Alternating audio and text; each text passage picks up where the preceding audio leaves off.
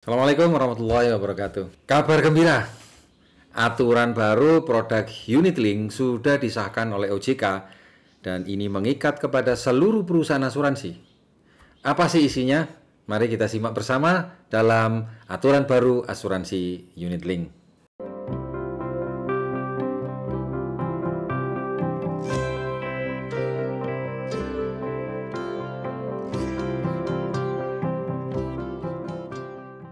Romli mau ngelamar Tumini.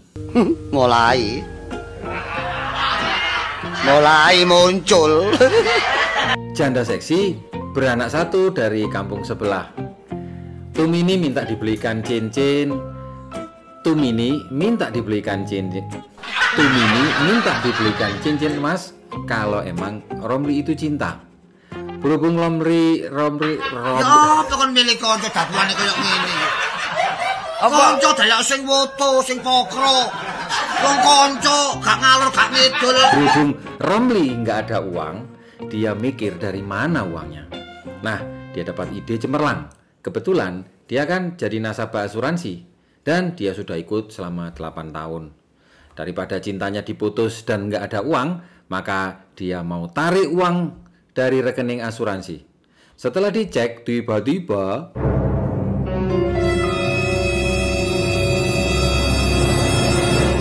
nilai saldonya lebih kecil dari total uang yang sudah dia setor.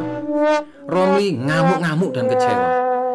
Bingung karena sudah kadung janji sama Tumini. Ujungnya kecewa dan trauma katanya. Dia mengeluh kepada tetangganya yang kebetulan jadi polisi. Dia cerita ke Pak RT, bilang ke teman-temannya kalau asuransi itu bohong aja isinya. Mengadu kepada tantenya yang kebetulan menjadi anggota dewan, bahkan ikut demo dan berorasi. Di depan para pedagang asongan yang lagi sibuk jualan kopi, melalui mikrofon dia mengatakan telah menjadi korban dan telah ditipu oleh agen asuransi. Ojo kon reken, sabar ae, sabar aja kon reken. Sing penting rezeki. Buktinya, dia tidak jadi ngelamar Tumini. Nah, rekan-rekan, informasi yang diingat oleh nasabah 8 tahun yang lalu tentu berbeda dengan keterangan resmi dari customer service perusahaan asuransi. Lalu, nasabah menuntut. Pertanyaannya adalah apa buktinya? Mampukah nasabah menunjukkan bukti di mana penipuannya? Sedangkan si agen tentu saja akan membela diri di depan nasabah bahwa dia sudah pernah menjelaskan dengan benar. Polis kan sudah ditandatangani oleh nasabah dan sudah membayar selama 7 tahun, tidak pernah komplain pula. Oh no. Nah, kalau sudah seperti ini, susah kan? Itulah sebabnya terbit aturan baru asuransi unit link sebagai jalan tengahnya. Dan saya akan menjelaskan poin-poin pentingnya.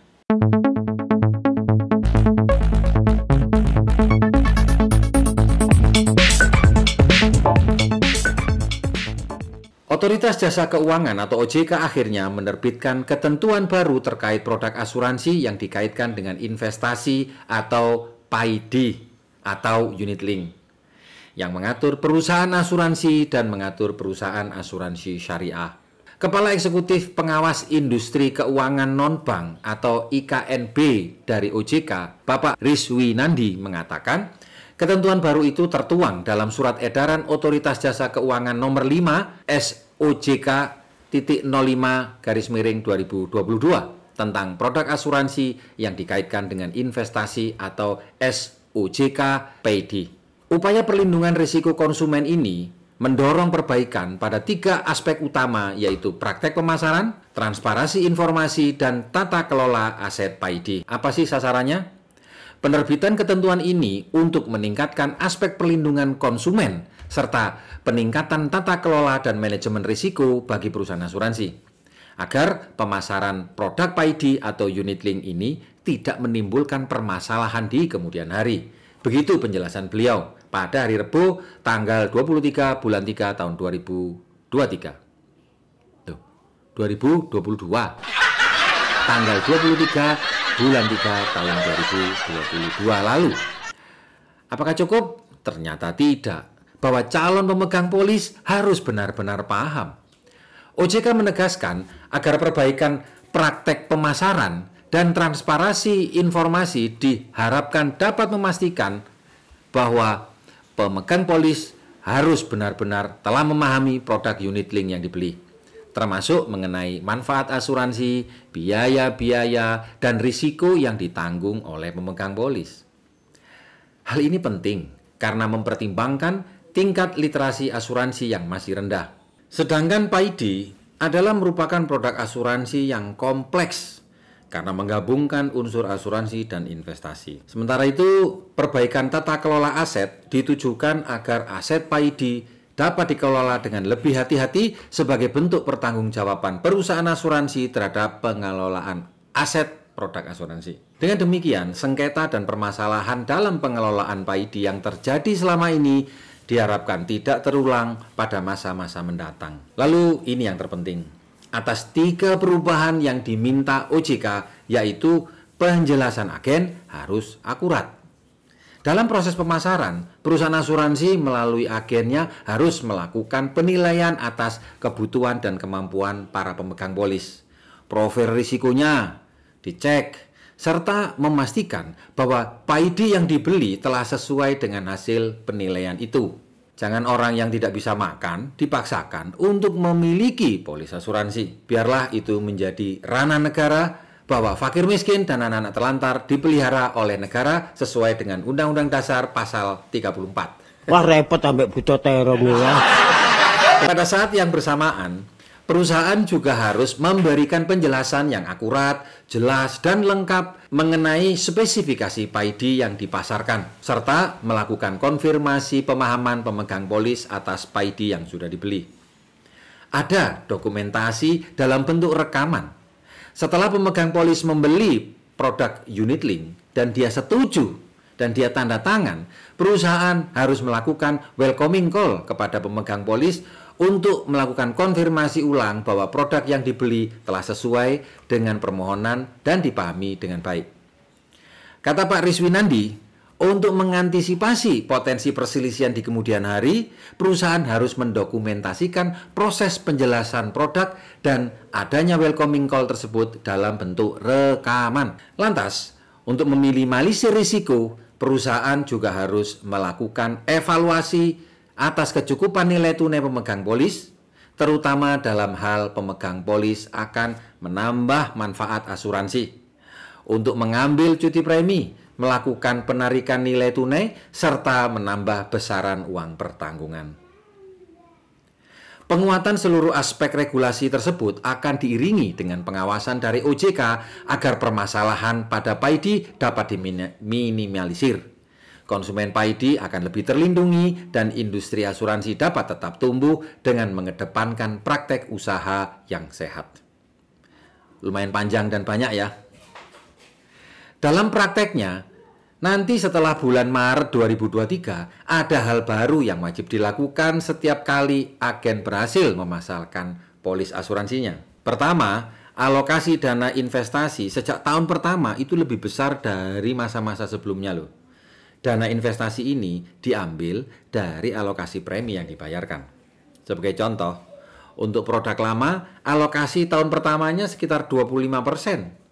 Untuk kali ini menjadi 60% sampai dengan tahun ketiga. Kemudian 80% tahun keempat sampai tahun keenam dan 100% pada tahun ketujuh. Gede banget kan? Sehingga total alokasi investasi selama 7 tahun bukan 700% loh ya, tapi 520%, jauh lebih besar daripada sebelum OJK menentukan kebijakan dalam kisaran sekitar ya mungkin 300 atau 400-an. Yang kedua, disiapkan rekening terpisah sejak tahun pertama hingga tahun keempat untuk alokasi dana investasi. Ini perlu dilakukan untuk memastikan saldo investasi itu tetap mampu untuk membiayai biaya asuransi jika nasabah secara terpaksa harus melakukan cuti premi.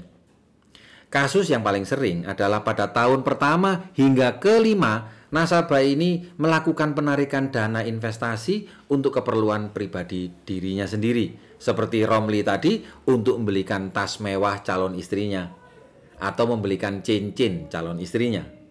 Karena itu, dalam asuransi dikenal istilah 2 years lock-in. Nasabah wajib membayar premi selama 2 tahun. Meski saldo investasinya masih tersimpan dalam jumlah yang besar, jika calon nasabah menghentikan pembayaran premi di tahun 1 hingga tahun kedua, polisnya menjadi batal dan jika terjadi klaim di tahun itu, perusahaan asuransi tidak akan membayar klaimnya. Yang ketiga, cuti premi dapat dilakukan sejak tahun kelima, bukan sejak tahun ketiga. Dengan adanya pemisahan dana khusus hingga tahun yang keempat, maka meskipun nasabah pernah setor dana investasinya nilai tambahannya itu besar, kalau dana preminya tidak cukup untuk membayar biaya asuransi, membayar biaya administrasi dan biaya-biaya tambahan lainnya, maka polis akan tetap menjadi batal dan proteksi akan terhenti. Yang keempat, tampilan ilustrasi proyeksi investasi tidak lagi memunculkan angka asumsi dengan rentang profit dari 3%, 12%, atau 18%. Karena angka ini bisa menimbulkan salah paham bagi nasabah. Nasabah yang rendah tingkat literasinya atau tingkat pengetahuannya mengenai soal investasi saham atau obligasi itu dipikir adalah angka yang pasti terjadi.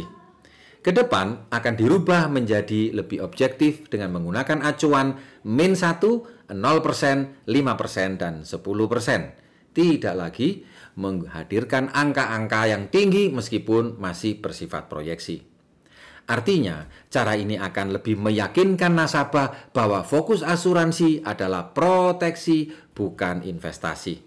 Kelima, soal biaya-biaya itu akan lebih besar di awal.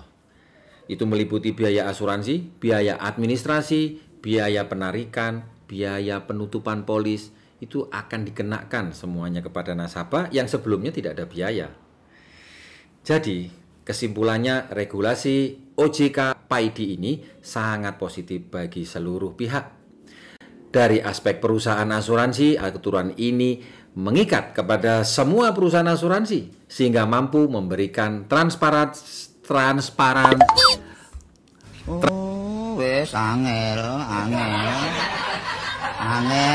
transparansi manajemen aset nasabah serta memastikan klaim dapat dibayarkan hingga kontrak berakhir. Bagi nasabah akan terasa lebih nyaman karena mengetahui produk yang mereka beli tidak seperti beli kucing dalam karung. Nasabah menjadi paham dan tidak lagi merasa ditipu. Bagi agen akan bekerja lebih tenang dan tidak lagi menjadi pusat tumpuan kesalahan yang terjadi di masa yang lalu. Karena semua penjelasan sudah dilengkapi dengan rekaman bersama para nasabah, agar di kemudian hari tidak ada lagi para agen dijadikan kambing hitam. Kon iki jari sapa? Kambing hitam.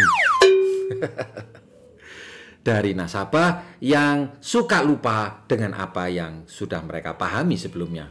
Semoga bermanfaat. Sampai jumpa di lain kesempatan dan jangan lupa klik subscribe dan nyalakan notifikasi loncengnya. Assalamualaikum.